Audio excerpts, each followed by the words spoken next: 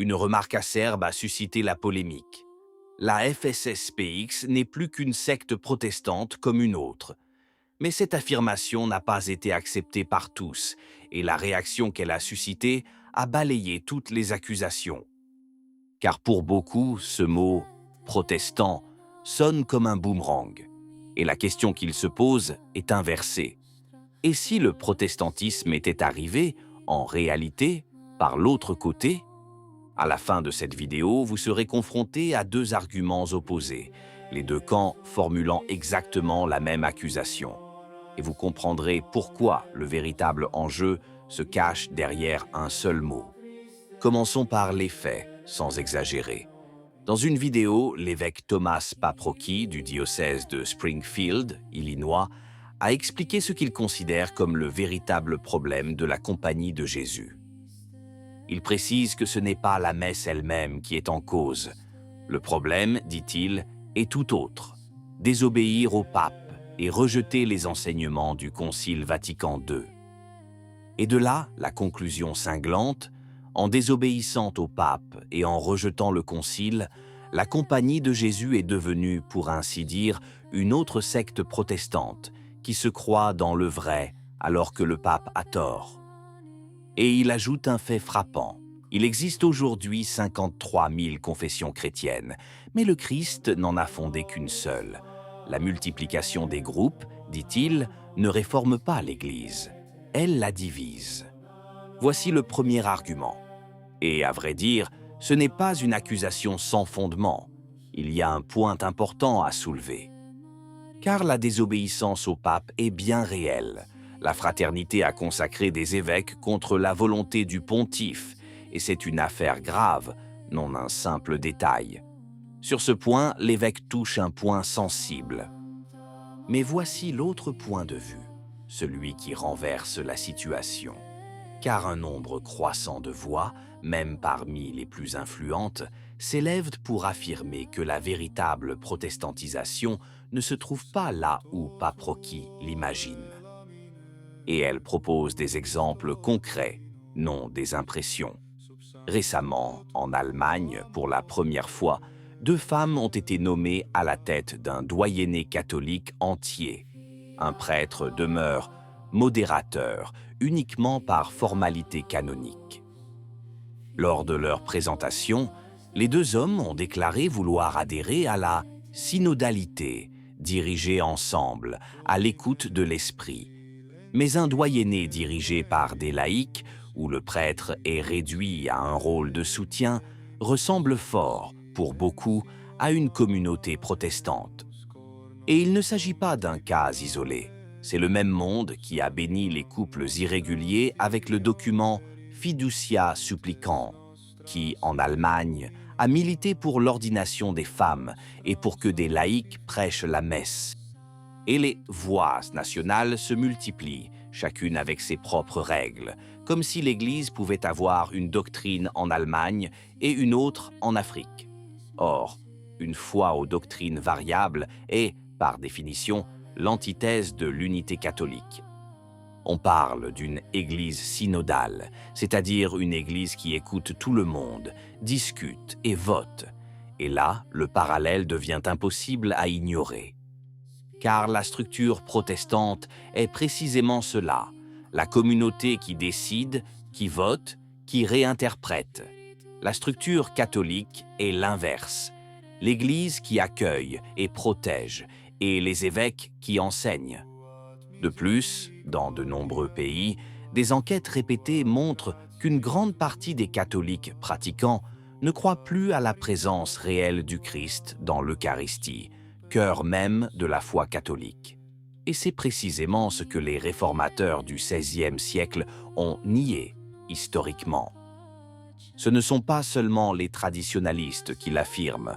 Le cardinal Müller, qui connaît bien la doctrine pour en avoir été le gardien, l'a exprimé en des termes très fermes. Concernant le chemin synodal allemand, Müller a déclaré qu'il s'était engagé sur la voie de la protestantisation et que les critères de l'ecclésiologie catholique ont été perdus. Ce sont les propos d'un cardinal et non d'un blog. Et voici le paradoxe qui se pose. D'un côté, la Compagnie de Jésus est accusée d'être protestante, parce qu'elle préserve tout ce que l'Église a toujours fait, la messe, les sacrements, la doctrine, sans rien changer. En revanche, dit-on, une Église est en train de se construire qui semble véritablement imiter ces protestants, dans les assemblées qui délibèrent, dans les laïcs qui la dirigent, dans les nouvelles bénédictions, dans le langage des droits. Ces deux images, mises côte à côte, ne peuvent être vraies simultanément. Soit celui qui ne change rien est protestant, soit celui qui change tout est protestant. Et le bon sens sur ce point est assez clair. Car historiquement, le protestantisme n'est pas né de ceux qui ont préservé la messe de tous les temps. Il est né de ceux qui voulaient réformer, simplifier, remplacer l'autel par l'assemblée. L'étymologie du mot est importante. Il y a 5 siècles, Luther aspirait à une église plus proche du peuple. Le latin fut aboli, les sacrements réduits, l'autel remplacé par une table et le prêtre devint président de l'assemblée.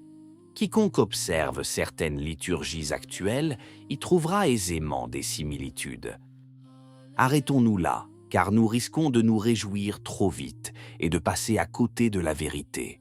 Et la vérité, comme souvent, est plus gênante pour tout le monde. Nous partageons l'avis de Pape Rocky sur un point qui demeure valable. Consacrer des évêques sans mandat du pape est un acte grave de désobéissance, et la Compagnie de Jésus n'est pas exempte de responsabilité. Se prétendre seule véritable Église comporte un risque réel, et certains y succombent. Mais reconnaissons également le point de vue de l'autre camp, tout aussi pertinent.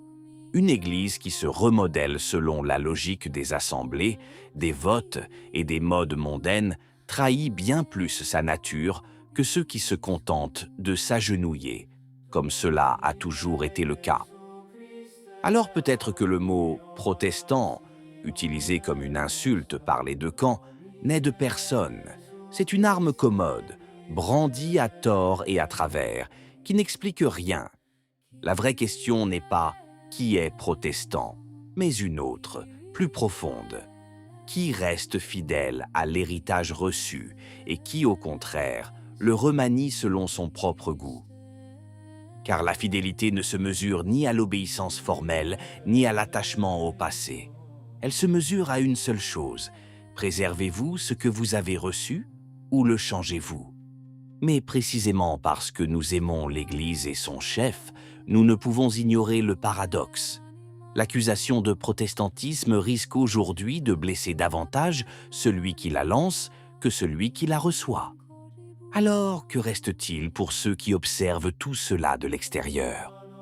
Il demeure certain que l'Église n'est pas un parlement et ne le deviendra jamais, que les 53 000 groupes nés de la division ne constituent pas un modèle, mais un avertissement solennel, et que la véritable unité ne se construit pas en renonçant à suivre le monde dans sa foi, mais en la préservant humblement, même au prix de sacrifices.